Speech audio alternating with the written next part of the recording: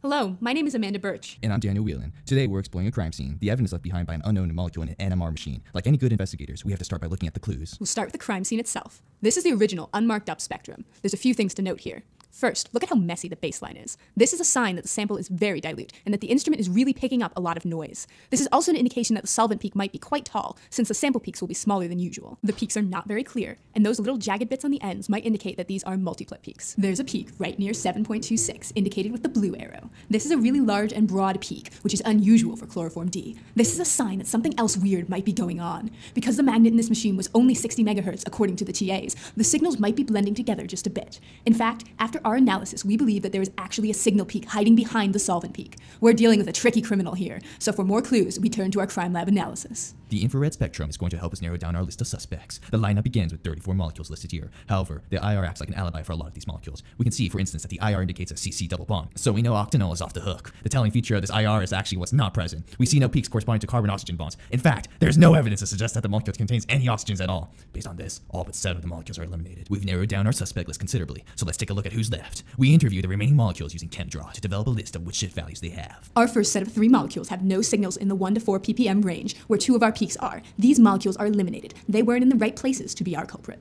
Our next set of 2 molecules have 1 signal in the 1 to 4 ppm range. We can also eliminate these 2 molecules because we're looking for something with 2 peaks in that range. That leaves us with 2 primary suspects left. Let's call them in for questioning. Indin and tetralin both fit the description of the suspect. They both exhibit 2 signals in the approximate range 1 to 4, and they both have something near 7 ppm, where we think there may be a signal peak masked in the solvent peak. We have to look at the molecule's fingerprints, something that can't be disguised in a messy NMR spectrum. Solvents can cause shifts in the ppm, but they really don't make spectra stretch. In other words, the distance between peaks should still be the same. We look at the distance between the 2 lower ppm peaks.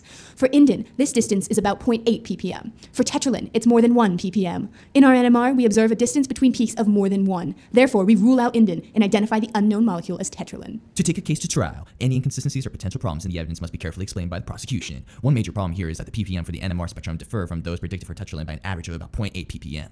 This can be explained by looking at a case study where the use of different solvents can cause significant shifts in the ppm due to the interactions between a slightly polar molecule and its solvent. ChemDraw doesn't account for this shift, so this explains why the ppm are slightly different than predicted. The peaks are also a bit messy. They have jagged edges. This makes sense when one considers the ChemDraw spectrum, which shows triplets for the peaks to the right and a multiplet composed of 2 ever so slightly different signals for the leftmost peak. Since this can't be clearly seen on NMR, the NMR peaks have been labeled more generically as multiplet. A final concern is that the integration of the leftmost peak seems higher than one would suspect.